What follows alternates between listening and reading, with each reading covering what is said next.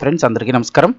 సామాన్యుడికి షాక్, రాత్రికి రాత్రే మళ్ళీ పెరిగిన ధరలు. అసలు ఏం జరుగుతుంది, ఏంటి వివరాలు తెలుసుకుందాం. వీడియో పూర్తిగా చూడండి, అలాగే తప్పకుండా లైక్ చేయండి. మరిన్ని అప్డేట్స్ కోసం ఛానల్ని సబ్స్క్రైబ్ చేసుకోండి. ప్రభుత్వం నుంచి వచ్చే ముఖ్యమైన అప్డేట్స్ అన్ని కూడా ఎప్పటికప్పుడు మన ఛానల్ ద్వారా మీకు తెలియజేయడం జరుగుతుంది. అలాగే వీడియోని ఒక లైక్ చేస్తే మరింత మందికి ఇన్ఫర్మేషన్ చేరుతుంది. ఇంక వివరాల్లోకి వెళ్ళిపోదాం. ఇరాన్, ఇజ్రాయెల్, అమెరికా మధ్య కొనసాగుతున్న యుద్ధం అనేక రంగాలపైన తీవ్ర ప్రభావాన్ని చూపిస్తోంది. ముఖ్యంగా చమురు ఉత్పత్తులపైన ప్రజల్లో ఆందోళన కలిగిస్తోంది. ఇదిలా ఉంటే యుద్ధ పరిస్థితులు వంట నూనెలపైన కూడా తీవ్ర ప్రభావం చూపిస్తుందని తాజాగా పెరిగిన ధరల్లో తెలుస్తోంది. ఈ అంతర్జాతీయ సంక్షోభం ప్రజల దైనందిన జీవితం పైన భారం మోపుతోంది. పెరిగిన ధరలతో సామాన్య మధ్యతరగతి ప్రజలు విలవెల్లాడుతున్నారు. వంట నూనెపై సరఫరాపై పడిన ప్రభావం. యుద్ధ పరిస్థితులతో వంట నూనె ధరలు గణనీయంగా పెరుగుతూ వస్తున్నాయి. లీటర్కి ఇప్పుడు 10 రూపాయల నుంచి 20 రూపాయల వరకు వంట నూనెల ధర పెరిగిన పరిస్థితి అయితే కనిపిస్తోంది.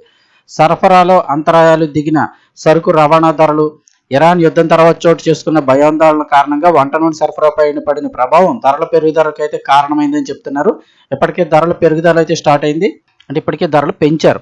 హర్మోజ్ జలసంధిని మూసివేయడమే ధరల పెరుగుదల కారణం అంటున్నారు.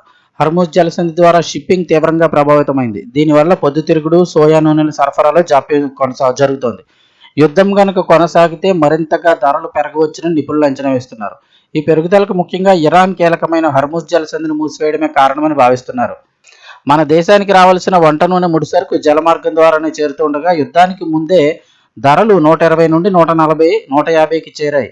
ప్రస్తుతం వంట నూనె ధరలు ఎలా ఉన్నాయంటే, యుద్ధానికి ముందు 150 ఉన్న ధరలు ప్రస్తుతం లీటర్ ప్యాకెట్ వంట నూనె ధర 170 రూపాయలు కాగా అదనంగా ఇప్పుడు మరో 10 రూపాయలు కలిపి 180 రూపాయలకి విక్రయిస్తున్నారు.